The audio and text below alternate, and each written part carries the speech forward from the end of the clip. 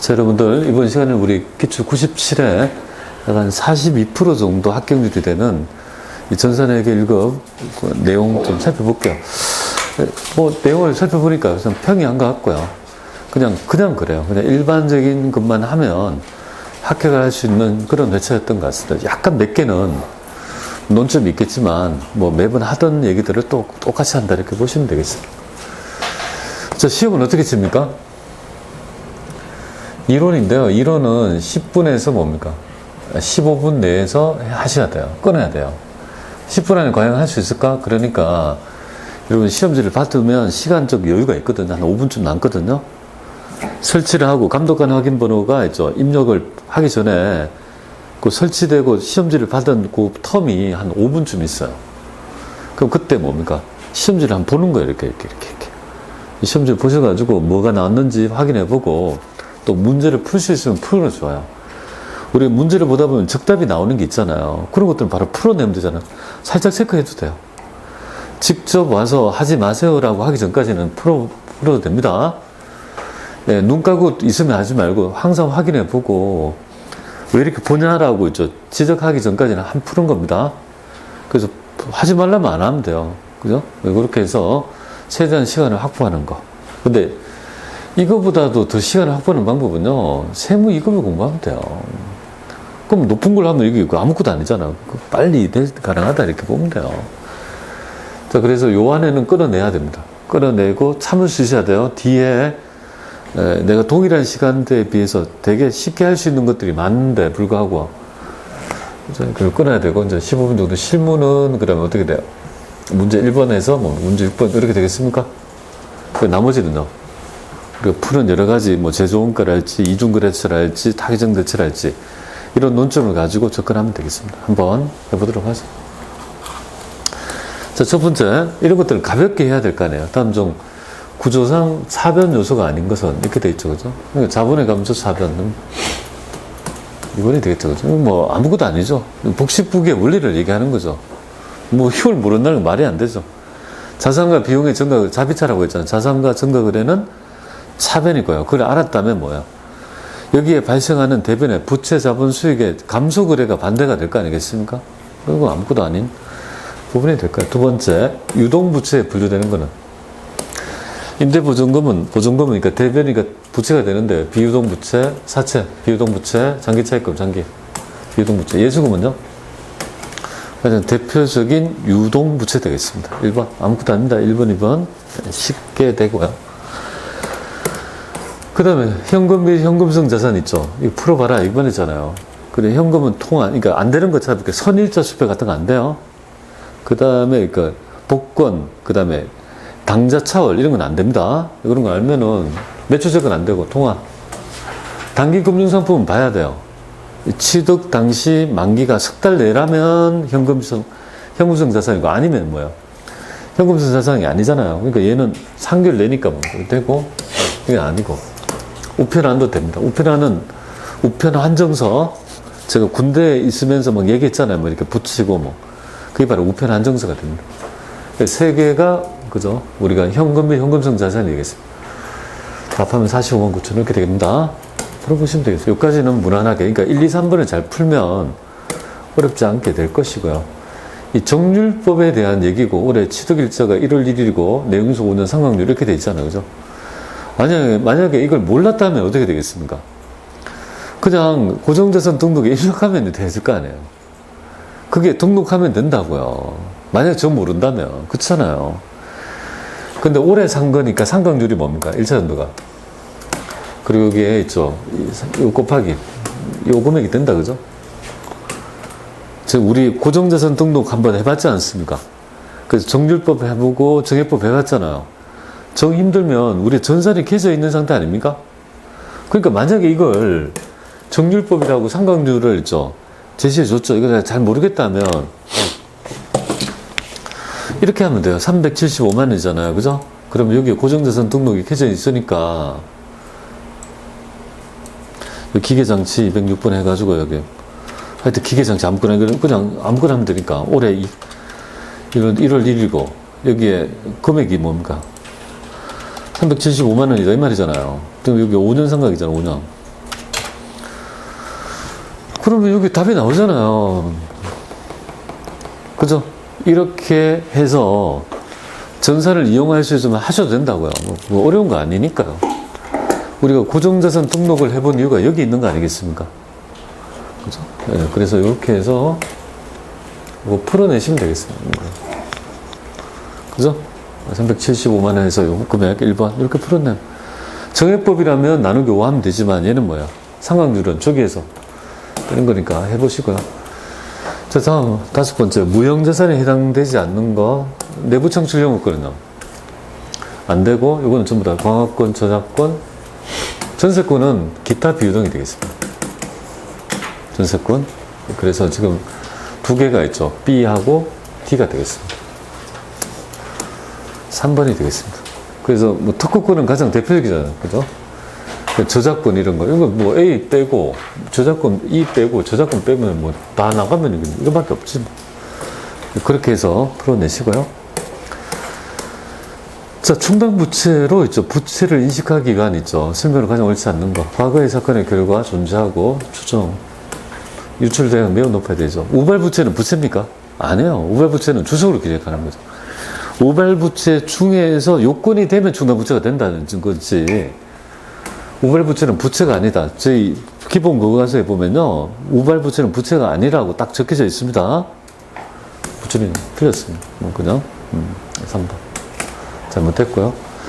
우리 회사가 있잖아. 주식을 발행했을 때 액면가액을 초과해서 발행되는 금액은 뭐죠? 더 받으면 주발처, 덜 받으면 주발처 아닙니까? 더 받으면 자본거래에서 잉여금 난 거니까 자본잉여금으로. 덜 받았다면요. 자본조정에 있죠. 가장 대표적인 거 자기 주식을 필두로 주식 할인 발행 자금 이렇게 되는 거 아니겠습니까? 차이. 당연히 주발처는 자본잉여금이지. 맞죠?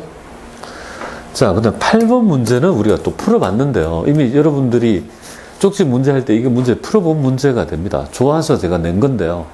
어떻게 지금 푸는지 한번 보겠습니다. 뭐야? 얘는 지금 기말자산 얼마냐 이거잖아요. 근데 정보가 기초가 있고 기말이 있죠. 그리고 단기 중에 있죠. 손익거래가 나와 있지 않습니까? 그래서 여기에 1월 1일 날, 그죠? 부채는 부채하고 자본 이렇게 있네요. 요거는 16만원. 부채는 40만원 이렇게 되네요. 그러면 여기서 1월 1일부터 해서 10월 30일 동안에 경영성과 IS 있죠. 그래서 빼면 이익이 얼마입니까? 6만원 되겠습니까? 그럼 6만원이 뭡니까? 여기서 IS가 6만원이 버니까 요 금액이 합해져 가지고 뭡니까? 10월 30일, 그죠? 부채하고 자산 이렇게 되겠죠. X를 물어보네요. 그러면 결국은 자본은 얼마가 될까요? 이렇게 딱 하면 22만원 되나요? 맞죠? 그리고 기말에 부채는요. 부채가 올랐다면 45만원 이렇게 되니까, 그죠? 합하게 되면 뭡니까? 그럼 67만원이 정답이 되겠습니다. 요렇게 말고 그냥 요렇게 그려가지고 생각해 보면 어렵지 않게 항등식이 있잖아요. 자산은 부채 플러스 자본이라는 이 항등식에 의해 가지고 추론하면 되겠습니다. 그래서 이 문제는 좋은 문제예요. 굉장히. 그래도 있죠. 이 중에서 그냥 문제다운 문제가 이겁니다. 솔직히. 그죠? 그래서 그런 맥락에서 꼭 익혀보시면 될 것 같습니다. 자, 이게 바로 있죠. 재무회계 8문제예요. 내가 과연 몇 개를 틀려야 될까요? 그죠? 8문제 중에 몇 개나 틀릴까요? 2개 이상은 틀리면 안 되겠죠. 그죠? 한 8문제, 6문제 중에 맞출 수 있는 거 아닌가? 하여튼 그는 내가 6문제 정답 못 맞추면 토탈에서 1문제가 안 되는 분들은요. 여기에 있는 붙어 있는 있죠. 이런 문제만 다 푼다고 계속 옆으로 계속하면 늘어요. 그냥 한 해만 보지 말고 6회를 풀어보고 있죠. 판단을 하셔야 돼요. 자, 그 다음 원가가 오죠. 원가가 왔을 때 여러분은 즐겁지 않으면요. 내가 있죠. 불합격 확률이 굉장히 높다 이렇게 보면 돼. 왜? 제가 원가를 미리 말씀드렸잖아요. 원가를 잘해야 된다고 첫날부터 말씀드렸죠. 그래서 그 과정을 제대로 따라하시면 원가가 즐거울 것이고, 아니 이제까지 나눠드린 거 원가 분분 문제 있죠. 그것만 풀어도 있죠. 웬만큼 맞추겠다 여기는. 그걸 안 푸니까 문제인 거죠. 추적 가능성에 따른 분류가 뭐죠? 직접 재료비, 직접 노업비, 간접 재료비. 그죠? 제조 경비라는 거는 있는 거 없습니다. 그죠? 추적 가능성이 있다는 분류 아닙니다. 제조 경비라는 건. 제조 간접비죠. 직접 재료비, 직접 노업비, 제조 간접비죠. 간접 재료비가 제조 간접비 아닙니까? 제조 경비는 그런 분류가 아닙니다. 10번 다음 중 있죠. 이게 기초원가, 강원가, 단기 총제조원가의 개념을 너희 아느냐 이 말이잖아요. 뭐 원재료 매입 어쩌라는 거잖아요. 뭐 이건 관계 있어요? 매입한 게 뭐 중요해요? 사용해야 되는 거죠. 그래서 직접 재료비 두 개가 뭐죠? 여기 직접 재료비 농부. 요거 65만 원이 뭡니까? 일단은 기초적 원가가 되는 거 아니겠습니까? 그죠? 그럼 나머지는 뭐 어떻게 될까요? 이거 다 합하면요. 여기 간접비, 이거 전부 다 간접비잖아요. 직접 재료비, 직접 노업비, 그죠? 이렇게 되고, 요거 다 합하면 10만 원, 25만 원이 되네. 65만 원이니까 90만 원이 있죠. 총제조 간접비고. 그래서 여기서 보면요. 토탈 금액은 전기총 요거. 요거 90만 원 되네요. 정답은 3번 되겠습니다. 그런 거 아니죠? 원재료 매입액을 뭡니까? 그죠? 지불하면 안 되죠. 매입을 한 게 중요한 게 아니라 사용한 게 중요한 거 아니겠습니까? 뭐 그런 거 충분히 될 거라 봐요. 여긴 되게 쉬운 이유가 뭐 이론 문제, 계산 문제도 없네요. 그죠? 다음 중 개별원가 계산에 대한 설명을 옳지 않는 거. 옳지 않는 거. 개별 옳지 않는 거. 좀 중요하다. 완성품 환산량은요. 개별원가 계산입니까? 아니요. 종합원가 계산이에요. 그죠? 4번이 정답이 되는 거고. 왜 선입선출법이 한번 나와야 되는데 왜 얘만 내지? 그죠? 너무 쉬운 것만 내니까. 그래서 이렇게 밑에 하단처럼 풀지 마세요. 풀지 말고 어떻게 합니까? 선입선출법은 3개로, 평균법은 뭐야? 2개로 펼친다 했죠. 그리고 재료는 공정초기, 가공비는 공정주말, 일반적 가정이고, 그러면 여기 완성, 그죠? 기말 이렇게 하고, 이 물량을 보는 거예요. 여기 13만 개, 그 다음에 여기 5만 개 이렇게 되죠. 11 이렇게 되고, 여기는 1하고 뭐죠? 0.1 되겠습니까? 그죠? 그러면 여기 재료비, 가공비 이렇게 해서 여기 13만 개, 13만 개, 5만 개, 여기는 5천 개, 18만 개, 13만 5천 개 이렇게 되겠네요. 그래서 지금 보면 가공비의 완성품 환산량은요. 나중에 되면요 별거 아닌 게 뭐냐면 이걸 이렇게 했죠. 근데 나중에 되면 이거 2개의 물량이죠. 이거는 다 완성이 됐죠. 13만 개. 이거는요 10%니까 5천 개 하면 13만 5천 개 이렇게 되는 거예요. 이게 이만큼 쉬운 문제가 돼요. 그러니까 이 정도는 맞춰주고요. 최소한 선입선출법에 뭡니까? 완성품 환산량은 반드시 할 줄 알아야 됩니다. 그는 나중에 세무 2급에서 여러분들이 배우게 되고 또 아마 회계 1급에도 나오게 됩니다. 이 정도는 맞춰주면 좋겠고, 그 다음에 4개가 살짝 나오고요. 그 다음에 우리 부가치세법이 나오잖아요. 면세, 여기 중에서 거리가 먼 것은 세부담의 역진성 완화는요. 누진성 완화 아닙니다. 역진 면세. 소비적 과세 원칙에 따라, 그죠? 수입하는 재화에 대해서는 과세 맞고요. 사업자가 아닌 일시적으로 재화를 공급하는 경우에는 부가세 납부가 없죠. 일시 우발적인 공급은 해당이 되지 않습니다. 사업식. 부가치세 과세 대상은 뭐죠? 재화 용역의 공급과 수입 재화에 대해서 과세하는 거죠. 그러니까 여기에 재화 용역 공급 그리고 수입 재화만 되는 거죠. 용역의 수입은 해당이 되지 않습니다. 제가 용역 수입 배운 적이 있습니까? 없잖아요. 재화의 수입 재화에 대해서만 과세가 한다고 했죠. 좀 디테일하게 봅니다. 이런 거 없습니다. 재화 용역의 공급 및 수입 재화에 대해서만 과세 대상이 되고 아니고. 자, 여기 보면 이제 재화의 공급으로 보지 않는 거. 우리 담보 목적. 그 다음에 조세의 물납. 세금을 물납. 그 다음에 포괄적 사업 양도 기억합니까? IMF 때. 지원 정책으로 포괄적인 사업 양도. 사업, 권리나 양도하는 거. 이런 것들은 전부 다 뭡니까? 과세 거래가 아니고 매매 계약은요. 당연히 과세 거래고.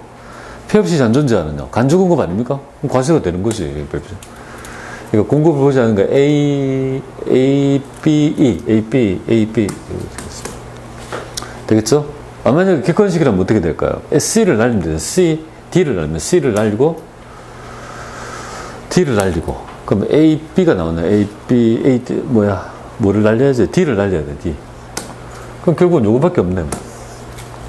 그런 식으로, 요거 두 개 중에, 명확하게 두 개는 알아야 될 거 아니겠습니까? 이렇게 날려도 되고, 그죠? 상관없어. 저렇게 해서 15, 그리고 마지막에는 대손색 공제 보세요. 이런 회계 1급에서 어렵게 나오는 거는 뭐냐면, 요걸 틀려달라는 문제예요. 근데 이거를 회계 1급만 공부하면 이걸 못 맞춰요. 어려워가지고. 그냥 세무 1급을 공부하면 이거 맞출 수 있는 거라고요. 대손색 공제에 대한 설명이 틀린 거. 대손색 공제는요, 일단은, 그죠? 부가가치세가 과세되는 이쪽 외상거래, 채권일 경우에 성립이 되는 거죠. 해당 과세거래에서 외상으로 대납을 했다는 가정하에서 썼다는 거 아닙니까? 그래서 채권이랑 외상이다. 그리고 과세되는 제어 용역에 따른 채권이니까 이 거래할 때 미리 대납을 했다는 말이니까 맞는 것이고요. 우리 부도는 몇 개월 기다려야 돼요? 6개월을 기다리고 지나니까 6개월 플러스 1 되겠습니까? 근데 부도라 해놓고 성결 이건 말이 돼요? 틀렸다 이거죠. 6개월 이상이 지난 시점이죠. 그리고 확정신고, 이거 보세요. 대손세 공제는 확정되면 되죠. 여기에 만약에 시험에 예정신고와 함께 이렇게 하면 틀린 거예요. 시험에 잘 나와요. 예정신고와 함께가 아니고 확정신고와 함께. 이게 나와야 되고, 대손이 확정되는 날이 속하는 과세기간에 뭡니까? 대손세액에서 이거를 빼죠, 그죠? 매출세액에서 빼서 공제를 받는.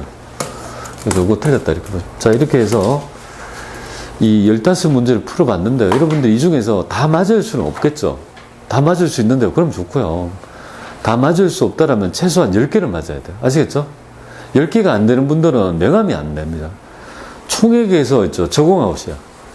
그러니까 점수가 안 된다고요. 그러니까 최소한 10개. 곰곰이 생각해보세요. 내가 몰라서 틀리는 건지, 실수에 틀리는 건지. 그럼 실수에 틀리면 자꾸 보면 실수를 줄어요. 근데 그거를 3번 해서는 안 돼. 한 5번, 6번 해야지만 실수로 줄어들어요. 그것까지는 참으셔야 돼요. 그렇게 하면 조금씩 올라가요. 그렇게 해서 해놓고 얘가 된다고 하면요. 기본 점수 된다고 하면 그 다음에 뭘 붙입니까? 자, 실물에서 있죠. 여기서 붙이는 거 아니겠습니까? 그래서 여러분들 보세요. 거래처 메뉴를 하는 게 어렵습니까? 이거는 그냥 회사 어떤 있죠. 포털 사이트에 가입하는 정도의 수준 아닙니까? 얘하고 얘가 뭐 어렵냐. 여기 있는 금액을 찾아가지고 올바른 금액을 넣어주면 아무도 문제가 안 되죠. 이거는 해석 강의 안 할 거예요. 이거는 뭐 아무것도 안 해요. 그러면 6점 일단은 기본적으로 맞는 거 아닙니까? 그러면 그 우리의 키는 뭐죠? 바로 요놈을 할 줄 아느냐가 문제 아니에요. 1번, 2번 문제가 아니라고요. 얘만 할 줄 알면은 1번 문제에 10점을 만점 맞고, 그 다음 6번으로 가서 뭡니까? 조회 문제를 통해가지고 19점을 메이드하면 합격이 보인대도요. 그걸 보셔야 돼요. 그래서 이거 하려고 제가 되게 많이 연습을 했죠. 그때 연습한 이유가 여기에 있습니다. 지금 여러분이 있죠. 좀 덜 힘들라고. 지금 헤매고 있으면 안 되죠. 한번 가볼게요. 이건 어떻게 되는지. 뭐를 잘못했대요. 근데 자산부채의 오류는 어디서부터? 재무상태표에서도 고치고 들어오지만 얘는요. 자산부채의 오류가 아니고 이 경비를 잘못 인식했다는 거죠. 읽어보니까 이렇게 돼 있어요. 자, 생산부 회식비인데 이거를 그죠? 복리수행비 811번 영업부로 반영되어 있다 이거죠. 그럼 영업부의 복리수행비 240을 줄이고 어떻게 해야 됩니까? 줄이고 여기에 생산부 직원이니까 제조원가 명세표에 가서 그죠? 511번에 있죠. 요 금액을 입력을 해야 된다는 거죠. 그럼 입력을 하면 제조원가가 달라지겠죠. 한번 메모.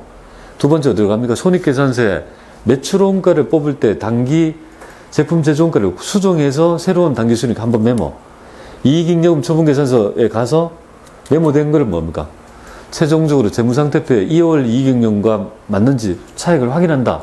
이 메커니즘이 몸에 있죠. 체력이 돼 있어야 돼요. 그죠? 그러면 한번 해볼게요. 어떻게 하는지 해보겠습니다.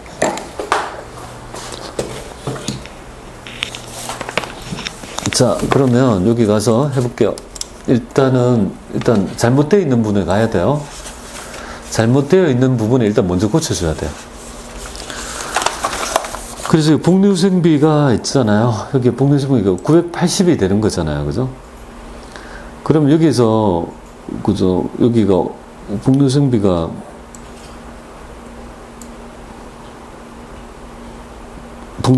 지금 현재 980인데 여기에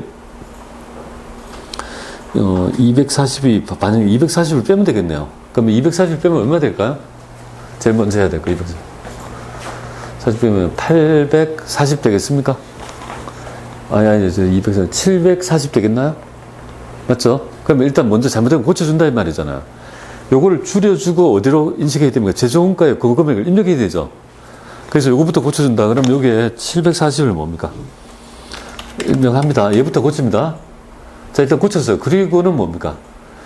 내가 정말 똑바로 했다라면 원가 쪽에서 인식해야 될 복리후생비 240이다 이거죠. 그러니까 원래 똑바로 했다면 여기에 240이 더해져 가지고 돼야 된다는 거 아니겠습니까? 줄였고 이거 올립니다. 그럼 590에서 240을 더하면요. 그럼 830이 되겠네요. 되나요? 그럼 저거 줄였고 요거 올렸다 이거죠. 이렇게 바르게 했죠. 그 상태에서 뭐를 하면 될까요? 메모 3번. 어저께는 안 적었는데 오늘 적어드릴게요. 439 메모 439 되겠습니까? 메모 한번 했습니다. 그리고 어디로 갈까요? 자, 수정된 있죠. 나가서 여기 하이라이트가 이거예요. 재정원가에 건드렸다면 반드시 뭡니까? 여기만 가면 돼요. 여기 매출원가에 여기 있잖아요. 매출원가. 제품 매출원가 있죠. 제품 매출원가 여기 가셔가지고 여기에 뭡니까? 단기 제품 재정가 439 4빵빵이 다르지 않습니까? 그래서 이거 보고 439 4빵빵 439 400 되겠습니까? 이렇게 고치가지고 확인하면 여기 달라질 거 아니에요. 29479 그럼 29 479 되나요? 요거 새로운 단기 순위 그리고 또 기계적으로 어디요?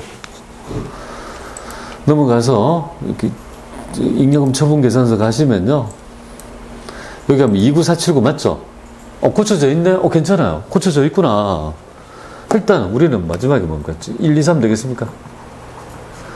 됐죠? 그리고 마지막에 있죠. 정기분 재무상태표를 확인해 봐야 되는 거 아니겠습니까? 그죠? 그래서 여기 가셔가지고요. 정기분 재무상태표 가셔가지고 2월 이익잉여를 확인해 보니까 어떻게 돼요? 123000이고 대체 차익이 없다는 걸 확인했죠? 그럼 내가 맞았다 이렇게 생각하시면 돼요. 그러니까 세 번째 경우는 내가 고칠 경우도 있고 고칠 수도 있고 안 고칠 수도 있으니까 우리 끝까지 확인만 하면 되겠습니다. 이거 여러분들이 있죠. 연습이 되면 이걸 고치는데 얼마나 걸릴까요? 네, 2분이면 됩니다. 예, 정말입니다. 2분입니다. 앞에 그저 1분, 1분 아니면 2분, 2분이면 6분, 5, 6분이면 돼요. 여기까지. 그러니까 했다고 가정하고 어디로 가냐 하면요. 바로 뭡니까? 마지막 얘부터 가면 좀 편해요. 왜? 나중에 시간이 모자라가 막 후달리면요. 이쪽에 뭐 정신이 없어가 못 풀어요. 3분의 9점 맞출 수 있는 이 가성비 좋은 거를 왜 안 하냐 이거죠. 얘부터 먼저 하고 하면은 되게 편할 것 같습니다. 자, 한번 볼게요. 요거 여러분이 그때 있죠. 풀어봤던 문제인데 보세요.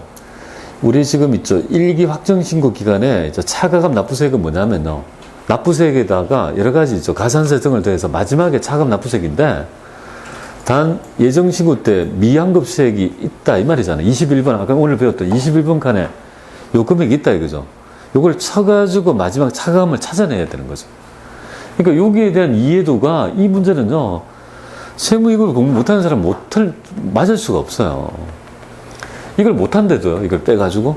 왜냐면 이걸 세무이익 2급 회계급 이거 안 배운다고 신고서는 안 배운다고요. 그래서 요거 얘기 한번 신고서에서 찾아볼 수 있어야 되겠고 두 번째는 어떤 접대비라는 어떤 계정이 있죠. 월별 중에 비교 분석하는 거니까 총계정 원장, 모든 계정 원장 가면 되겠죠. 한번. 그리고 6월 말 현재 유동부채와 전월 말이니까 전월 말은 뭐야? 이거는 정기 말은 뭐가 되죠? 정기 말은 정기 자료가 있는 거는 재무상태표가 되죠. 근데 전월 말이라면 재무상태표도 해도 되고 월계표 해도 돼요. 근데 재무상태표 편해요. 그래서 5월 말을 찍어가지고 뭡니까? 유동부채를 찾고 6월 말을 찍어서 유동부채를 찾아서 뺀 나머지를 계산기를 때려가지고 뭡니까? 이렇게 때려가지고 하는 게 더 편하다라고 생각하시면 되겠습니다. 한번 내용 한번 보도록 하죠. 그리고 마지막 있죠부터 한번 풀어보겠습니다. 여기 가고 그러면 요 시점에서 뭡니까? 앞에서 이론 문제를 뭡니까? 그러니까 사람의 스타일이에요. 이걸 다 하고든지 아니면 이론 문제를 풀고 여기다 뭡니까? 그죠? 이렇게 했는데 내가 모르는 거 있잖아요. 판단 모르는 거는 가장 적은 거 찍어버리세요. 마무리 해버리고 끝냅니다. 나중에 이거를 볼 시간이 없어요. 마무리를 하는 게 나아요. 어차피 풀어도 그죠? 모르는 걸 푼다고 뭐 득점이 되겠습니까? 시간을 최소화하시면 이렇게 해서 요금을 냅두고 닫게 해서 스타트를 하면 되겠네요. 한번 어떻게 찾는지 보겠습니다. 첫 번째는 물어보는 게 바로 있죠. 부가치세. 이거는 틀리라고 내는 문제예요. 부가세 신고서에 가고, 얘를 보니까, 확정신고 4월에 6월 이렇게 치면 나오잖아요. 그런데 여기서 물어보는 게 뭐죠? 여기서 물어보는 부분은. 이거죠. 차가감 납부세, 여기 보면은 차가감하여 납부할 부가치세액을 물어보죠. 그럼 여기 차가감이 어디 있습니까, 여기? 차가감하여 납부세 여기잖아요. 요 금액이 얼마냐, 이거죠. 여기 있었나? 없었죠? 있었어요? 아, 그러네. 그럼 오리지널 문제는 200이 있었구나. 우리 풀 때는 없었잖아요. 그죠? 아니, 우리가 연습할 때는 깨져 있었구나. 오리지널 있었네. 그럼 요거 아니고 뭡니까? 2377 일빵빵이라는 거 할 수가 있죠. 우리 이거 시험 문제 우리 연습할 때 이걸 해봤는데 이게 깨져 있었구나. 그죠? 그러니까 요거 같으면 쉽게 할 수 있겠죠. 그죠? 요렇게 되면 할만해 하고요. 만약에 여기 없었다면 어떻게 돼요? 만약에 굳이 이게 없었다면 어떻게 됩니까? 뭐야?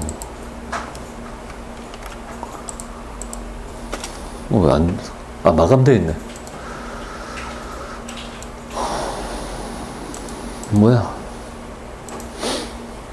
마감 취소하면